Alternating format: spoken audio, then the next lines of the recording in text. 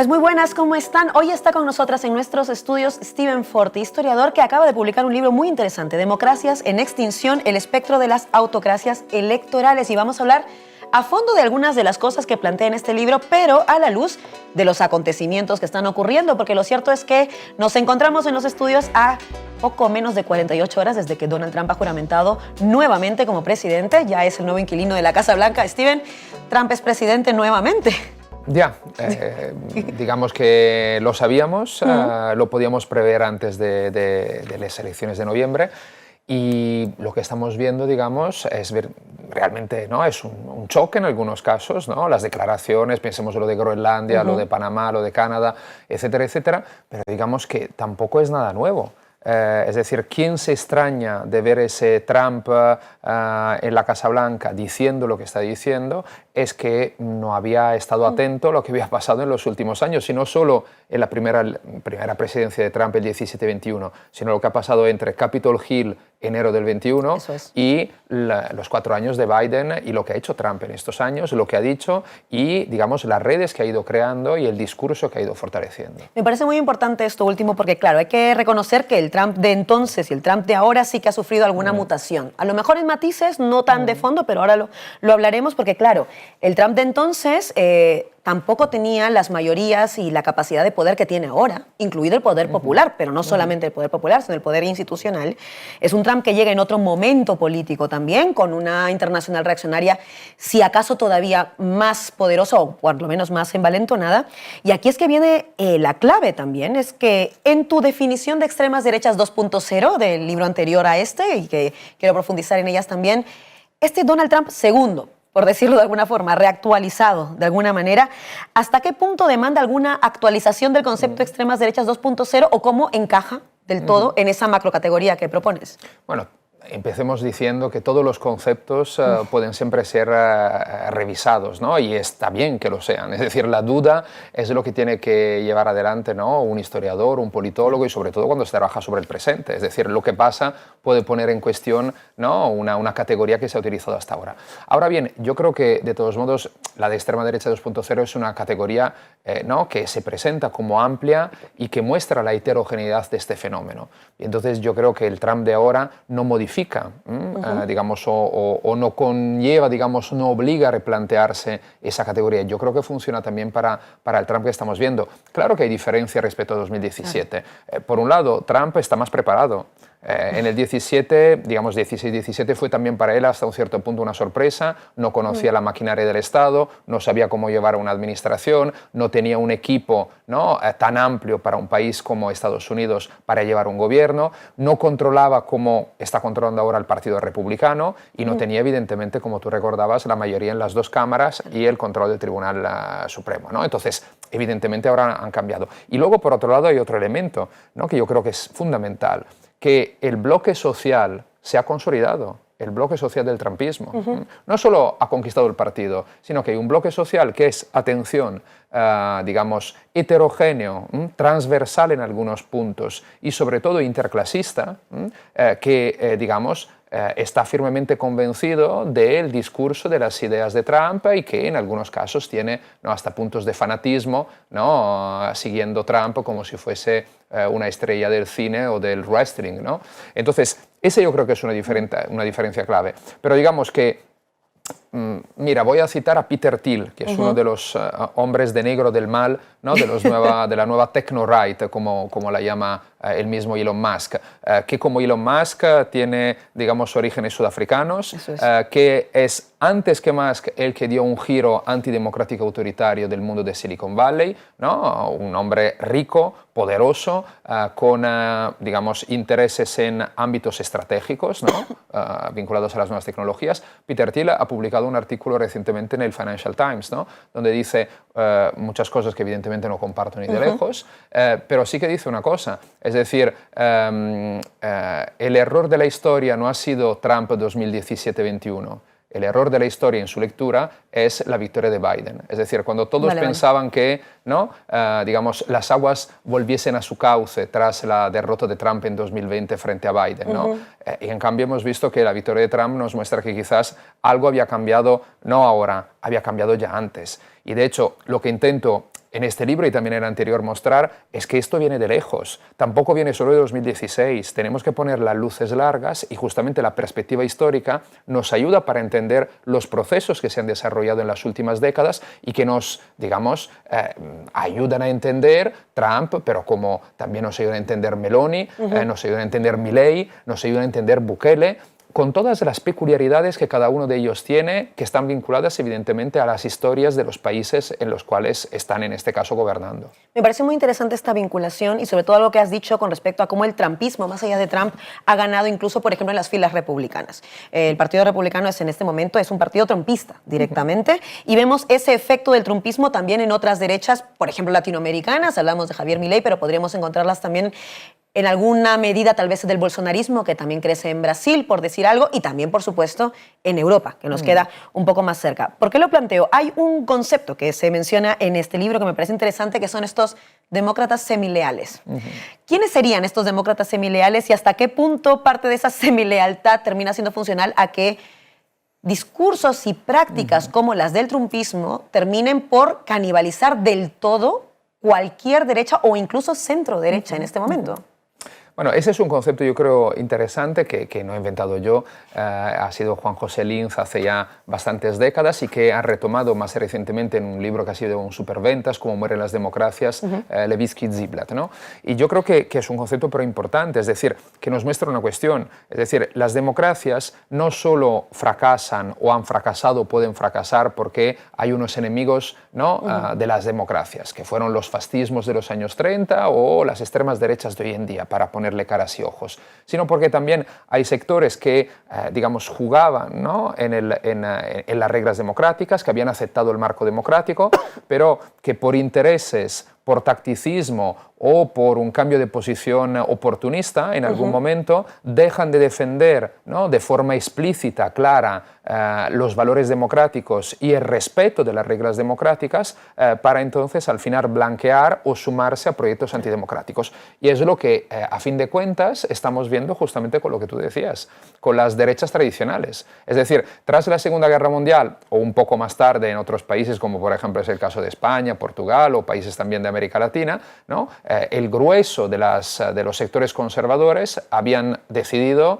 jugar en las reglas democráticas, habían, digamos, comprado el marco democrático. Bueno, pues estamos viendo que esto ya no es así, porque no es solo, digamos, que es como, para citar a otro gran intelectual, ¿no? Benedetto Croce, que cuando habló del fascismo italiano, ¿no? hace un siglo hizo el paralelismo con la metáfora de los Ixos, esta población que parece que colonizó Egipto hace, ¿no? milenios y no se sabía dónde venía, ¿no? como una especie de alienígenas que vienen desde fuera, ¿no? Por un lado, las extremas derechas surgen en nuestras sociedades y consiguen el consenso electoral de una parte importante de la población, claro. Y esto ha ido en aumento.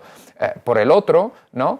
Tenemos, digamos, sectores de la derecha tradicional que deciden abandonar las reglas del juego democrático y por temor a tener un competidor a su derecha, por oportunismo, por lo que sea, ¿no? Estar abandonando el compromiso democrático y por eso son demócratas semileales y blanquean, ¿no? a los Trump, a los Milei, a las Meloni, a las Le Pen, a los Abascal y acaban comprando parte de su discurso y aliándose con ellos. ¿Qué hay de fondo aquí que es interesante? El proceso de radicalización que ha habido en la derecha tradicional. Entonces, la derecha tradicional ha mostrado en los últimos 15-20 años y todavía hoy en día, y es evidente, una profunda crisis de identidad. ¿Cuál es su proyecto político? ¿Qué están defendiendo? Es decir, una vez ganada la Guerra Fría, parecía que el mundo iba en una única dirección posible, ¿no? El fin de la historia de Fukuyama. El neoliberalismo era hegemónico en gran parte, o en todo Occidente, en gran parte del mundo. Bueno, pues digamos, parecía que ese modelo hubiese sido el futuro, con una retórica democrática vaciada de contenido social, ¿no? Se hablaba de la exportación de la democracia, pero al final, ¿qué era? Era sobre todo unas elecciones justas y libres, que está muy bien, pero claro, si le falta otro elemento a la democracia, quizás no deberíamos hablar justamente de una democracia plena. Claro. Bien, y entonces, le ha faltado un nuevo tipo de proyecto, ¿no? La crisis de 2008-2010 ha abierto una profunda crisis de identidad para lo que se ha llamado en muchos países el centro-derecha. Y este centro-derecha ha acabado canibalizado por las extremas derechas e inclusive los sectores que durante mucho tiempo en la mayoría de países han intentado, no todos, ¿no? Mantener una distancia, ¿no? a este competidor que le ha salido por la derecha. Últimamente, en cambio, se han ido, digamos, sumando y han ido comparando su relato. Y, de hecho, la gran mayoría de países donde la extrema derecha está el gobierno en coalición con la derecha tradicional. El macrismo que tú nombrabas en Argentina, que al final ha pactado sin problemas con Milei, Meloni con quien gobierna, y desde hace 30 años su partido y la Alianza Nacional antes de Fini o la Liga Norte de Bossi, con Berlusconi que sui generis se representaba a la derecha, digamos así, tradicional, porque Berlusconi tradicional nunca ha tenido mucho. En Austria, el gobierno que muy probablemente se formará los próximos días, ¿qué es? Es una coalición entre la extrema derecha del FPÖ y los conservadores tradicionales de populares de Austria. Entonces, esta es la dinámica que vemos. Y yo creo que aquí es interesante porque esto nos muestra un posible paralelismo con los años 30. Tú lo sabes porque hemos hablado mucho de esto, ¿no?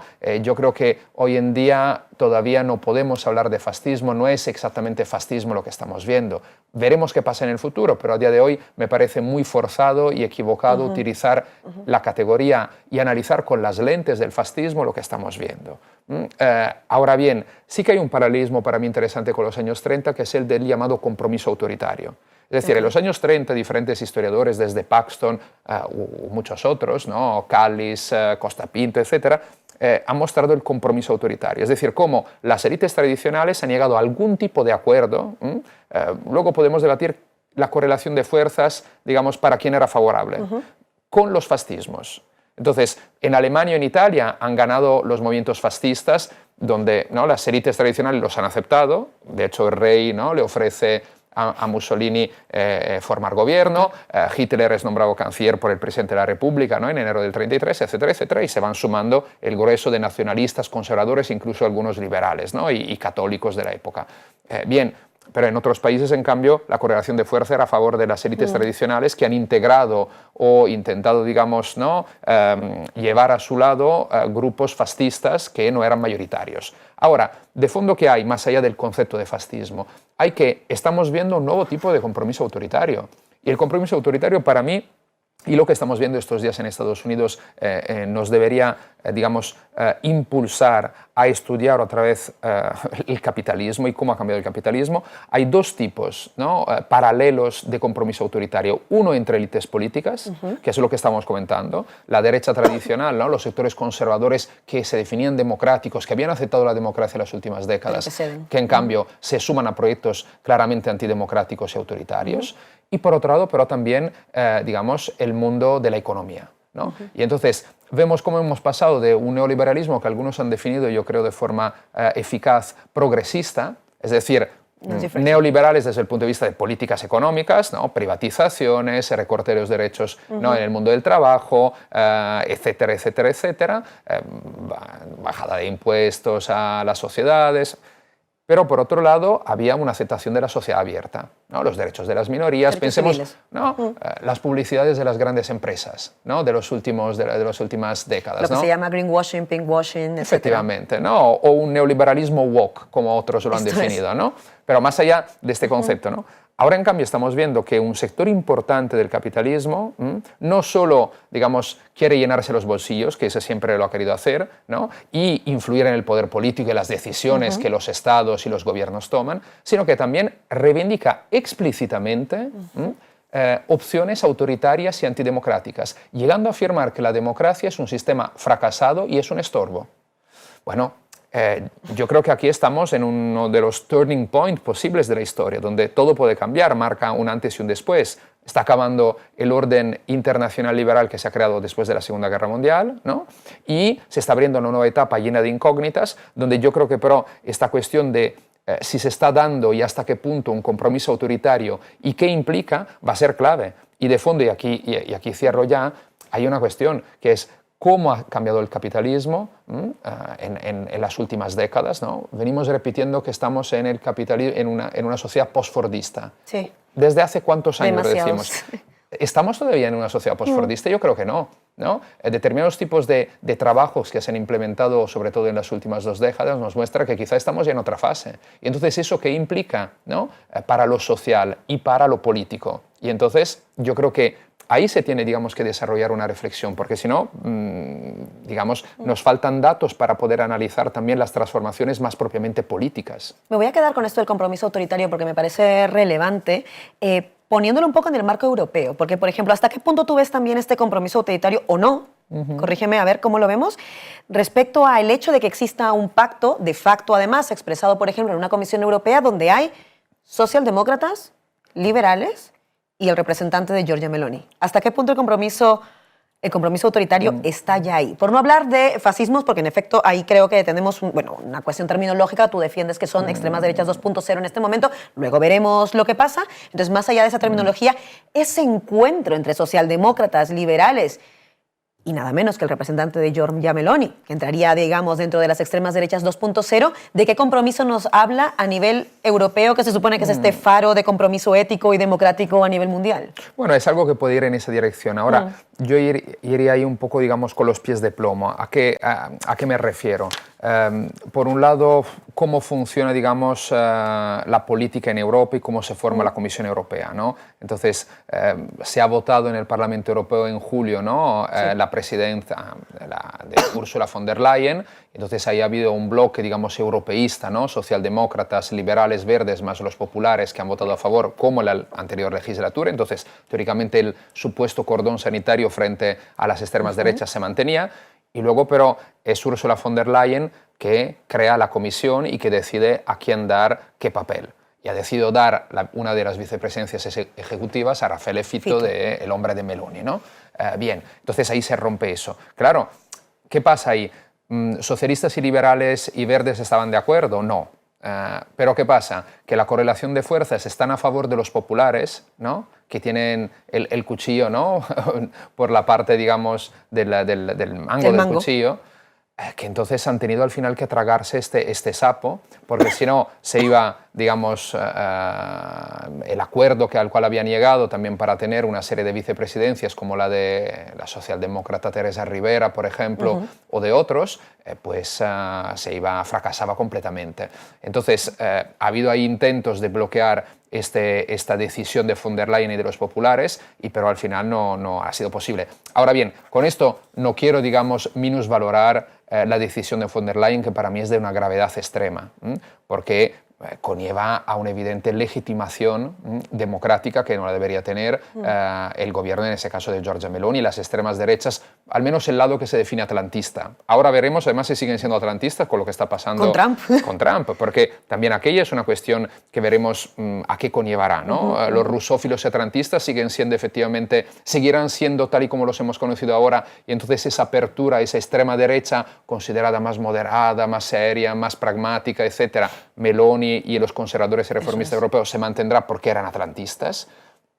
Dicho lo cual, es muy grave lo que ha pasado y además nos muestra sobre todo una cosa, no tanto un pacto entre las élites europeas, porque también hablar de élites europeas es una cosa muy compleja, no es algo monolítico, sino que nos muestra justamente el giro que está dando todo el Partido Popular Europeo. Y volvemos a lo que decíamos, a esa derecha o centro-derecha democrático, que en algunos países de democrático cada vez tiene menos, y en otros, aunque mantenga, ¿no?, una barrera frente a la extrema derecha, como parecería ser, veremos en las próximas elecciones en Alemania, la CDU, que es el accionista principal del Partido Popular Europeo, y Ursula von der Leyen también, recordémoslo, es alemana, pero digamos que cada vez hay un pasito más allá de llegar a superar esa línea roja que no se debería haber jamás superado. Es que ahí entra otra clave. Al inicio casi del libro mencionas los objetivos de la extrema derecha 2.0, que me parece tal vez una de las cosas más importantes porque terminan planteando la tesis del libro después. Entonces me parece importante entrar en los objetivos porque cualquiera podría pensar que los objetivos de la extrema derecha es tocar el poder y ya está. Pero tal vez, y esta me parece una clave, es que uno de los principales objetivos es la normalización para luego lograr, de alguna forma, radicalizar todo el espectro de la centro-derecha, no acaba con la extrema-derecha. Te pediría que profundicemos un poco en eso. O sea, ¿cuál es el objetivo principal, si hubiera alguno, de las derechas 2.0 en este momento a nivel mundial? Bueno, hay dos. Uno lo han conseguido ya, en prácticamente casi todos los países. Podemos debatir hasta qué punto, según qué país, que es normalizarse. Quiero decir, lo que hemos visto el otro día de Elon Musk haciendo el saludo nazi. Iba a entrar ahí, justo. Claro, y más allá de lo patético que ha habido, ¿no? De comentarios de gente que intenta decir, bueno, no es así. Se parece a un saludo nazi. Pero bueno, más allá de eso, es decir, que una figura que es el hombre más rico del mundo, que está teniendo un pie claro en política porque será miembro de la administración Trump, se pueda permitir hacer eso, y además en un día tan simbólico como es, ¿no?, la toma de posesión, claro, del nuevo presidente de Estados Unidos, nos muestra hasta qué punto se ha normalizado cualquier cosa. Entonces, es decir, y nos muestra hasta qué punto ya han conseguido ese objetivo. Porque aquí de fondo hay una cuestión, y es bastante lógico, es decir, para que la gente te vote, tiene que creerse hasta un cierto punto tus ideas, o tiene que compartirlas, por lo menos, o considerarlas aceptables. Es decir, si las considera algo inaceptable, pues poco podrás hacer ahí con tu propuesta política, con tu ideología. Claro, la extrema derecha entendió, pero hace ya 50 años, Alain de Benoit lo entendió muy claramente, es decir, se tiene que dar la batalla cultural para conquistar la hegemonía cultural. Y eso pasa por normalizarse, ¿no? Y entonces viralizar, diríamos hoy en día, ¿no?, difundir tus ideas hasta que sean aceptadas o al menos no consideradas inaceptables por una parte importante de la población. Y eso ya ha pasado. Es decir, ese objetivo ya lo han conseguido. Estamos ya en otra fase. ¿Y cuál es el segundo objetivo? Y aquí podríamos tener, ¿no?, ponerle una serie de puntos de interrogación, porque la historia no está escrita, estamos en el medio de un proceso que no sabemos cómo terminará, y entonces, bueno, pero digamos, mi propuesta interpretativa, mi percepción, es que el objetivo es lo que estamos viendo desde hace ya unos años en diferentes países y cada vez más con una aceleración en el último lustro, que es no instaurar un régimen propiamente totalitario, como fueron los fascismos de la Europa de entreguerras, sino, digamos, unas democracias vaciadas desde dentro, y ahí podemos también hablar de este concepto y del debate que hay, que es el de autocracia electoral. Es decir, a Orbán le gusta decir, ¿no?, Orbán no lo olvidemos, llegó al poder en 2010 y desde 2010 ha convertido Hungría en algo que ya no es una democracia plena. Orbán dijo en 2014 en un famoso discurso, ¿no?, tras haber ganado las segundas elecciones consecutivas, tras haber ya cambiado la Constitución, haber prácticamente ya, digamos, roto la separación de poderes, ya con un control ya en ese momento, 2014, muy amplio de los medios de comunicación y con políticas, evidentemente, de recorte de derechos para las minorías. Eso, digamos, va de cajón. ¿Qué dijo? Dijo, nosotros vamos a construir un modelo distinto a la democracia liberales, porque no compartimos determinadas cosas del liberalismo, algunas sí como el libre mercado, pero otras no. Entonces nuestro enfoque es diferente, es nacional, y las nuestras son democracias iliberales. Bueno, democracia liberal para mí es en buena medida un oxímoron. Y por otro lado, es muy equivocado que nosotros lo utilicemos ese concepto, no solo porque y podemos debatir si es efectivamente un oxímoron o no, sino porque le dejamos que se apropien del concepto de democracia, cuando no son democracias y no son demócratas. Esta es la cuestión. Ya se han apropiado del concepto de libertad. ¡Viva la libertad, carajo! Totalmente. O libertad o comunismo de Ayuso, ¿no? Ayuso, sin ir mucho más lejos. El Partido de la Libertad de Austria, el Partido de la Libertad de los Países Bajos, que es un partido de extrema derecha de los dos países, ¿no? La libertad, Berlusconi ya lo hizo antes desde una perspectiva un poco distinta, pero que era eso de esa apropiación, ¿no?, de la liberté. Volvemos a la Revolución Francesa, volvemos antes, que como mínimo es progresista y demócrata. Bien, ahora le dejamos también el concepto de democracia, ¿no? Entonces, por eso digo, una autocracia electoral, ¿qué es? Es un régimen, digamos, que otros llaman de autoritarismo competitivo, es decir, donde no hay un partido único, sino que hay también los partidos de la oposición, en que se celebran regularmente elecciones cada 4 o 5 años, como establecen las constituciones de los países, pero estas elecciones no son justas y en general no son ni libres. Y además, digamos, faltan toda una serie de otros elementos para que podamos considerar democracias liberales, plenas hasta un cierto punto, ¿no? Al menos en su, digamos, estructura, ¿no?, estos países. La separación de poderes, el pluralismo informativo, ¿no?, el respeto, digamos, de las reglas del juego, etcétera, etcétera. En Hungría esto no pasa, pero atención, no pasa solo en Hungría, que dices, bueno, es un país que ha vivido... Nos queda lejos. Bueno, está en el corazón de la Unión Europea y es miembro de la OTAN, pero bueno, pero dices, bueno, la transición del comunismo a la democracia ha sido complicada, es una dinámica propiamente húngara. Hombre, evidentemente que hay procesos que son propiamente húngaros, pero en Israel, ¿qué ha pasado en los últimos 15 años? Y en un contexto además marcado por una guerra expansionista y de exterminio, que es la que está llevando a cabo Israel en Gaza y Cisjordania. ¿Qué ha pasado en El Salvador con Bukele tras 2019? Más de lo mismo, con sus peculiaridades nacionales, es lógico. Bueno, de forma peculiar, pero ¿qué ha ido pasando en el país más poblado del mundo, que es India, con Narendra Modi? Y ¿a quién miran las otras extremas derechas que están en el gobierno, por ejemplo, desde Italia o desde otros países donde quizás no han llegado al gobierno, pero están a las puertas? Pensemos Le Pen en Francia. ¿O cuál es el proyecto de fondo de Trump que estamos conociendo, pero tenemos un documento que nos ayuda, que es el proyecto 2025 de la Heritage Foundation? Y esta no es una, digamos, idea conspiranoica la mía. Es que la Heritage Foundation elabora cada año desde los tiempos de Nixon, digamos, y luego de Ford y Reagan, un documento durante la campaña electoral para el candidato republicano, diciéndole, si ganas, esto es lo que nosotros te proponemos, ¿no? Mandate for Leadership se llama, se sigue llamando así. Claro, este año era el que han elaborado para Trump, candidato de los republicanos. Bien, cuando un republicano ha gobernado en los últimos 40 años, ha adoptado mínimo el 60% de las propuestas contenidas en los Mandate for Leadership de la Heritage Foundation. Bien, ¿qué dice el proyecto 2025? La teoría del Ejecutivo unitario, que quiere decir prácticamente la separación de poderes se va al carajo. Esto es. Y tiene el poder para hacerlo, además, ahora. Los recortes de derechos para las minorías, el tema de la deportación de migrantes, el despido masivo de funcionarios. Y ya lo hemos visto, no sé si lo ha firmado ya Trump, ha empezado, pero bueno, lo veremos. Es decir, entonces, ¿hacia dónde está yendo Estados Unidos? Y a Hungría todos han mirado, desde Estados Unidos, desde Roma, desde todos los otros países. ¿Qué hizo la extrema derecha en Polonia cuando estuvo en el gobierno 8 años, entre el 15 y el 23? Ha perdido por los pelos las elecciones en el 23 y ahora gobierna Tusk, que intenta desmontar el andamiaje que ha creado Ley y Justicia. Otra vez apropiación de nombres, ¿no? Ley y Justicia. El partido de la extrema derecha polaca. Bueno, era seguir la vía de Orbán. Y ha conseguido ¿no? avanzar en muchos pasos hacia un modelo, digamos, como la Hungría de Orbán. Esa es una autocracia electoral. Entonces, una parvencia, una apariencia de democracia, se celebran elecciones, aquí no se está reprimiendo a nadie, ¿no? Como en un régimen totalitario, pero luego en la realidad de democrático hay muy poco. Es que para mí esa es una clave, porque claro, la democracia de alguna forma debería medirse, y digo todo esto en condicional, según ciertas gradaciones que no tienen que ver solamente con la celebración electoral, sino por supuesto con la participación de los sujetos políticos, con el pluralismo informativo, con la capacidad de acción que tenga, por ejemplo, la ciudadanía respecto a sus propios representantes, es decir, que no haya un divorcio entre los representantes y aquellos que son representados.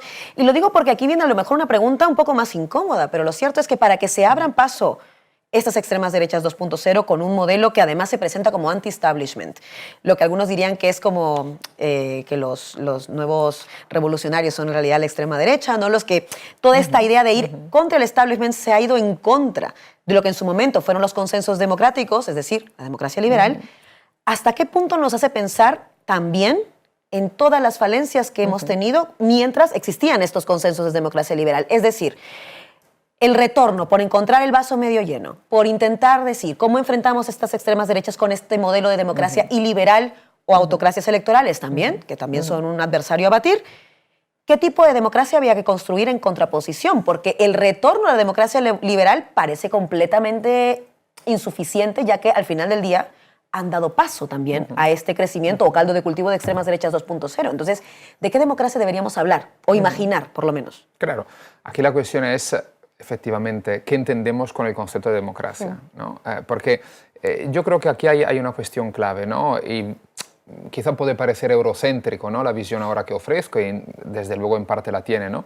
Pero que ha habido, digamos, ¿no?, el plan Beveridge tras la Segunda Guerra Mundial, que es la construcción del estado del bienestar. Es decir, tras, digamos, la guerra más dramática que la humanidad había vivido hasta aquel entonces, tras la experiencia del totalitarismo fascista, tras, ¿no?, el Holocausto, ¿no?, y todo lo que ha significado el periodo de entreguerras y la Segunda Guerra Mundial, pues bueno, una propuesta que dice: intentemos limitar el lado salvaje del capitalismo, intentemos construir democracias plenas para no dejar a nadie atrás, para decirlo con una fórmula coloquial, ¿no? Y entonces, bueno, ahí lo que en Europa se llaman los 30 gloriosos, ¿no?, los años entre el 45 y más o menos mediados de los 70, donde, digamos, se impulsó, ¿no?, una fiscalidad progresiva, la construcción del estado del bienestar, educación y sanidad. Bueno, evidentemente siempre se pudo haber hecho mejor, ¿no? Pero digamos, ese momento es algo que hoy en día queda muy lejos, pero no queda lejos solo ahora por los Trump, los Milley y las Meloni. Eso ha empezado, digamos, a atacarse duramente a partir justamente de la crisis del modelo keynesiano a mediados de los años 70, tras la crisis, la primera del petróleo del 73, y digamos con el auge digamos, de la propuesta neoliberal. La propuesta neoliberal que ha venido a decir, además, digamos, muy preocupada, ¿no?, en los círculos de la Mont Pelerin Society, ¿no?, entre otros, digamos, de no solo el comunismo y la amenaza de una especie de socialismo comunista a la europea, etcétera, etcétera, y la defensa del libre mercado, sino también de lo que había pasado en el largo 68, en las protestas sociales y lo que conllevaban. Y entonces, y por ejemplo, el papel del movimiento sindical en aquel entonces, las conquistas, ¿no?, del movimiento obrero. Entonces, ¿ahí qué se dice? Se dice: atención, la democracia no es muchas cosas, y pasa una visión, una interpretación que es minimalista de la democracia, que viene a decir: democracia es cuando quien pierde las elecciones deja el poder. Bueno, mira, estoy de acuerdo que también hay ese elemento, porque si nos dejamos de lado esto... limitada a lo formal, digamos. Efectivamente, una definición formal de la democracia, y no en cambio una definición como había sido desde, como mínimo, comienzo de la época contemporánea, desde la Revolución Francesa en adelante. La democracia siempre ha estado llena de contenido social.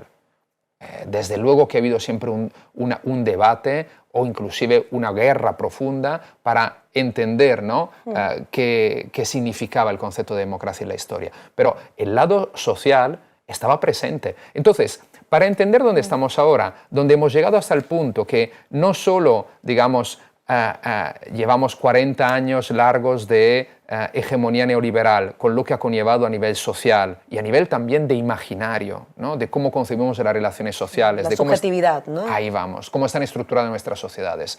Sino también habremos llegado al punto que tras casi medio siglo de intentar imponer y de conseguirlo en buena medida esta visión reductiva, minimalista, ¿no?, procedimental y formal de la democracia, hemos perdido inclusive esa. Trump, que ni acepta... Ya incluida la formal. Ahí vamos. Entonces estamos ya en otro escalón. Entonces, ¿cuál es aquí la solución? Es llenar de contenido nuevamente social el concepto de democracia y volver a apropiarse de ese concepto, no dejárselo en la boca de los Orbán o de los Trump o de los que asaltaron el Capitolio, que se consideraban demócratas. Y que ahora están indultados. Además. Es muy importante eso. Sí, no, es dramático. Y fíjate, aquí hay una cosa que se conecta, yo creo que es interesante pensar de cara a lo que decíamos antes sobre el compromiso autoritario, el giro que está dando el neoliberalismo, ¿no?, hacia un neoliberalismo, ¿no?, se llaman los neoreaccionarios, las ideas a la Curtis Yarvin o los aceleracionistas, ¿no?, que digamos hablan como que deberíamos volver a una especie de monarquía absoluta con el CEO de una empresa en lugar de rey. Musk aplaude con las orejas porque dice, eso yo quiero, eso ¿no? Es. Y todo lo que consigue, ¿no? Bien, pero esto se conecta también con lo que Milei, con sus modales peculiares, para así decirlo, ha puesto sobre la mesa, ¿no?, de forma explícita, ¿no? Una cita de Milei que ha repetido en más ocasiones, también cuando vino a Madrid en el famoso encuentro de Europa Viva 24 para la campaña electoral de Vox para las europeas: la justicia social es aberrante. Exactamente. Claro. Entonces, aquí vemos como, yo creo que, es decir, venimos desde la crisis económica de 2008-2010 repitiendo que el neoliberalismo está en un profundo declive o casi en coma, ¿no? Entonces, se ha acabado ya la hegemonía. Agónico, digamos, sí. Ahí vamos, eso, ¿no? Se ha repetido mucho en tiempos del 15M, de Occupy Wall Street. De la pandemia también. De la pandemia también. Vuelve el Estado, ¿no? El Estado, bueno, se ha entendido que la globalización neoliberal no ha funcionado, etcétera, etcétera. Bien, yo creo que estamos ya en otra fase. Es decir, el neoliberalismo, evidentemente, como lo hemos conocido, ha muerto. Ahora hay un nuevo tipo de neoliberalismo, no sé cómo lo llamaremos, ¿no? Que es claramente antidemocrático, ¿no? Que es claramente reaccionario y que ya considera la democracia un estorbo. Y que entonces ahí se juntan las dos cosas. Milei, que dice con su propuesta paleolibertaria la justicia social es aberrante, entonces parece como intentar darle otra vez oxígeno, ¿no? al neoliberalismo en crisis, pero que se junta con una visión autoritaria de la sociedad y claramente antidemocrática. ¿Estarías de acuerdo con que podríamos llamarlo algo así como neoliberalismo de guerra? Lo digo por el contexto de guerra en el que estamos, por ejemplo, tanto en suelo europeo con Rusia y Ucrania, o como lo que hemos visto en el genocidio cometido contra el pueblo palestino. ¿Podríamos hablar de un neoliberalismo que se recrudece desde una perspectiva de régimen de guerra?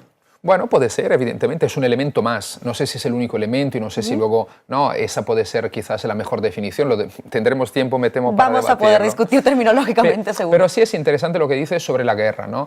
Porque eso se conecta, no sé lo que hará Trump, nadie lo sabe. Pero bueno, lo que ya ha empezado a decir, vamos a reconquistar el canal de Panamá. Eso es. No puedo descartar que vaya a utilizar el ejército ¿Intervención militar? Para Groenlandia y Canadá, etcétera, etcétera. Bueno, evidentemente eso está ahí. Esto también se conecta, si quieres, con otras cosas que amplían aún más, ¿no? Que es el complejo industrial militar, en el caso de Estados Unidos, que ya Eisenhower hace más de medio siglo, ¿no? Avisó, y que el mismo Biden en el discurso de despedida, ¿no? ha puesto un poco sobre la mesa, hablando sobre todo, pero también del nuevo capitalismo a la Silicon Valley, de los Musk, Zuckerberg y Bezos, ¿no? Justo no quería dejar de preguntarte por esto, estamos llegando al final de la entrevista, pero para mí esta es una de las cosas claves. Una de las patas fundamentales de la definición que tú ofreces de extremas derechas 2.0 es la relación de estos movimientos, fuerzas políticas, incluso ideología extrema derecha 2.0, si queremos, con las nuevas tecnologías. No se entiende sin la utilización que hacen de las redes sociales o incluso de sus propias estrategias discursivas, si queremos, en medios de comunicación, desde la utilización de globosonda, por ejemplo, que es algo que puntualizas mucho en el libro anterior, en Extremas Derechas 2.0. Aquí también está perfilado en Democracias en Extinción. ¿Cómo se entiende ahora con este añadido de que ya no solo es una relación de extremas derechas 2.0 con las tecnologías, sino con los dueños de las tecnologías? Es decir, las extremas derechas ya en una alianza explícita, porque hablamos de Bezos, Zuckerberg, Musk, Tim Cook de Apple, el CEO de Google, todos en primera línea en la juramentación de Donald Trump, incluso el mismo Zuckerberg diciendo abiertamente antes que estamos en un tiempo en que algunos discursos vinculados a la diversidad ya no calzan con los tiempos de ahora. Es decir, las extremas derechas 2.0 pasan de utilizar bien las tecnologías de ahora a ser directamente aliadas de los dueños de esas tecnologías. ¿Cómo se lee este? ¿Te parece a ti un giro, un añadido, un paso más adelante en lo que definimos como extremas derechas 2.0? Sí, es un paso más y yo creo que se conecta con lo que decíamos antes, lo del compromiso autoritario, del posible nuevo compromiso autoritario. Ahí estamos. Ahora, está claro que cuando vemos, ¿no? Todos los dueños, ¿no? Los magnates de Silicon Valley digamos, a hacer una genuflexión en Capitol Hill con Trump, claro que ahí está también una cosa lógica, que es ellos defienden sus intereses. y no cabe capitalismo, duda. Entonces, claro. Y entonces, bueno, si pueden, digamos, ¿no? tener una vía de comunicación para defender sus intereses con el nuevo dueño de Estados Unidos, pues ahí están, ¿no? Y eso siempre ha existido, que fuese explícito o no. Ahora, ¿cuál es la diferencia? Hay que es tan explícito, ¿no? Que casi da pavor, ¿no? Porque ya no se esconde. Muy desvergonzado igual, ¿no? Ahí vamos. Y por otro lado, que se vincula con, ¿no? lo que estábamos diciendo, haber asumido ideas antidemocráticas, considerar la democracia un estorbo. Y entonces eso yo creo que es el giro muy importante y muy preocupante, extremadamente preocupante que estamos viendo, ¿no? Pero yo creo que lo tenemos que leer justamente teniendo en cuenta lo que ha pasado anteriormente, ¿no? Y yo creo que aquí también hay otra cuestión, que es la cuestión, porque una cosa es el análisis, la otra es dices, vale, ¿y qué podemos hacer frente a estos gigantes, a estos hombres que tienen más dinero que lo que es el PIB de algunos estados, etcétera, etcétera, ¿no? Y que además controlan sectores tan punteros, que no es solo la comunicación, son tecnologías punteras en el ámbito como es el espacio, ¿no? Como es, por ejemplo... La inteligencia artificial también. La inteligencia artificial, los coches eléctricos, para nombrar solo algunos y pensar en la figura, por ejemplo, de Elon Musk y sus principales empresas. Sino que aquí, digamos, de fondo hay que tener en cuenta una cuestión, que tenemos que ir, pero vamos ya muy tarde, hacia una democratización del espacio digital. Y esta cuestión es cierto que se ha ido repitiendo, la moderación en las redes sociales, el tema de cómo se puede, ¿no? Sin cercenar la libertad de expresión. Verificar los datos. Verificarlo, claro. Eso venimos hablando como mínimo de la primera victoria de Trump. Vale. En ámbito europeo y en algunos países en concreto, algunos pasos en adelante se han hecho. Bueno, ahora no sé lo que quedará después de lo que estamos viendo. Pero, de todos modos, eso no era y no es suficiente, ¿no? Y además porque los retos son cada vez mayores y los cambios tecnológicos son súper rápidos. Entonces, aquí lo que se tiene que dar no es solo que algunos expertos nos digan lo que se podría hacer, no es solo que algunas instituciones con más o menos ahínco, ¿no? y voluntad intenten legislar al respecto y encontrar posibles soluciones, sino que la sociedad civil tiene que empoderarse de esto. Esta lucha tiene que ser algo como la vivienda, o cómo, ¿no? Las mejores condiciones en el trabajo, en la vida, etcétera, etcétera, o por la acogida de inmigrantes o por el feminismo, tiene que ser otra batalla donde la gente baja a las calles y que los movimientos sociales, los partidos políticos progresistas tienen como uno de los primeros puntos de sus programas. Es decir, tenemos que ir hacia una democratización del espacio digital. Vamos muy tarde. Y además, porque esto se vincula con otra cuestión. ¿Por qué a todos estos partidos políticos le interesaba estar en Internet cuando no tenían visibilidad mediática hasta un cierto punto en otros medios tradicionales? Uno, porque intentaba romper aquello, ¿no? Romper ese cerco, digamos. Claro. Sí. Dos, viralizar sus ideas, y lo han conseguido. Tres, pero es también la batalla de los datos. Y la batalla de los datos es clave y no tiene que ver solo con la extrema derecha, tiene que ver con el mundo de la economía. ¿Por qué cuando abrimos Internet vemos la publicidad de algo y no de otra cosa? Claro, porque saben lo que nos interesa. Vale, bien, los datos son clave. Esta es la batalla del siglo XXI, una de las batallas importantísimas del siglo XXI. Entonces, ahí se tiene que ir hacia una democratización del espacio digital. Y como mínimo, desde estados que siguen siendo soberanos y no gobernados por la extrema derecha, se debería, digamos, esto afirmar claramente. O sea, se tiene que plantarse en esto y plantarse frente a los Musk, frente evidentemente a los Trump y a otros gobiernos autoritarios y antidemocráticos, pero sobre todo impulsar también por parte de la sociedad civil una batalla en este sentido.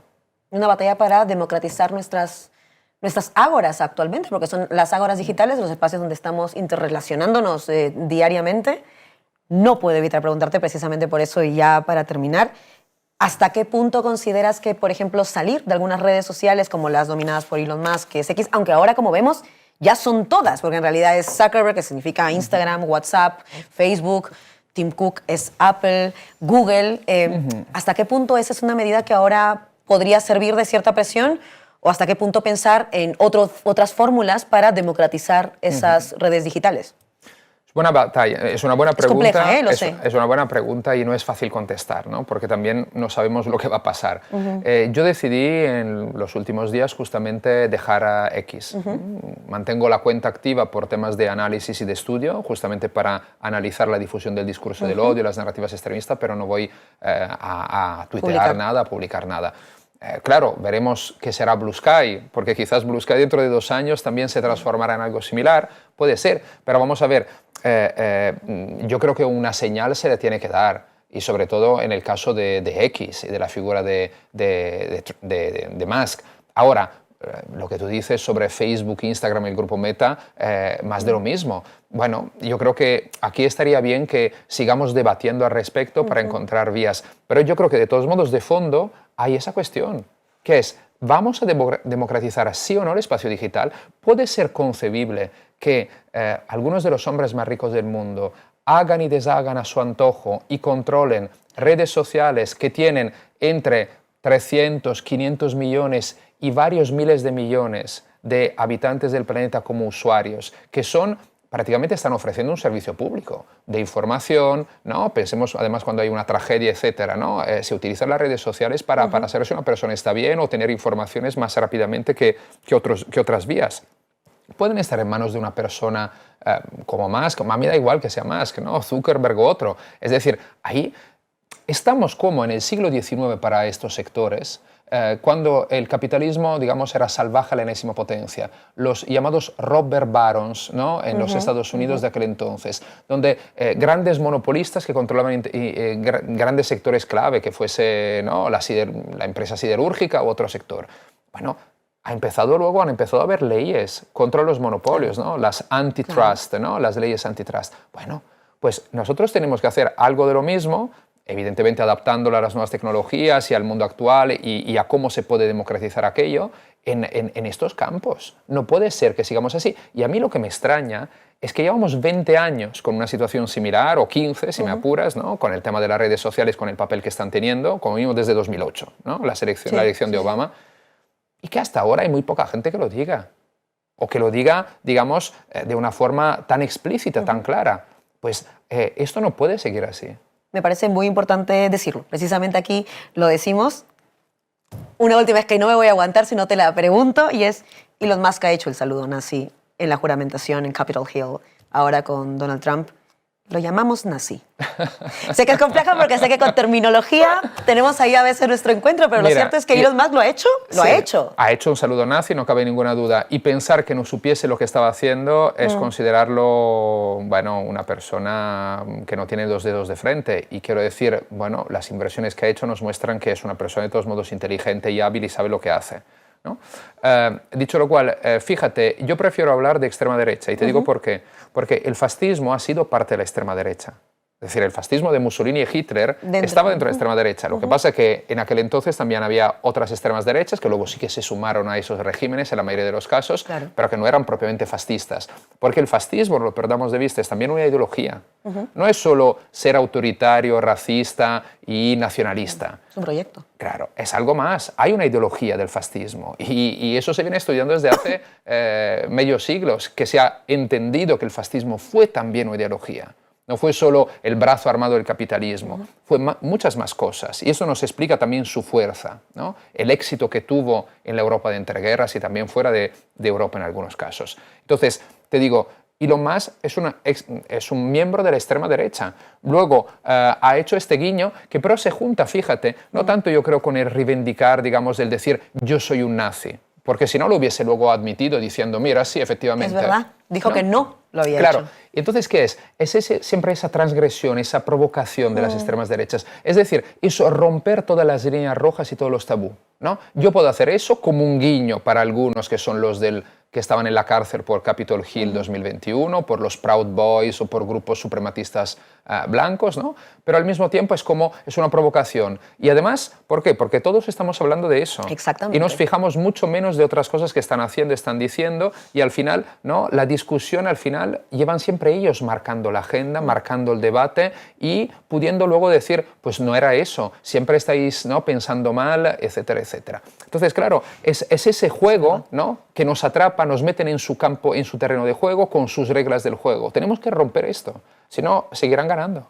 Pues en efecto, para seguir rompiendo esto, seguiremos conversando seguramente muchas más veces con Steven Forti. Recomiendo Democracias en Extinción, el espectro de las autocracias electorales. La verdad que está muy interesante, me lo he devorado muy rápido y hay muchísimo más que podríamos conversar. El tiempo es muy tirano, es casi autócrata. Pero nada, Steven, muchísimas gracias por haber estado con nosotras aquí en Canal Red. Muchas gracias a ti y por invitarme otra vez y espero verte pronto. Seguramente nos veremos y seguiremos en otras entrevistas en otra ocasión.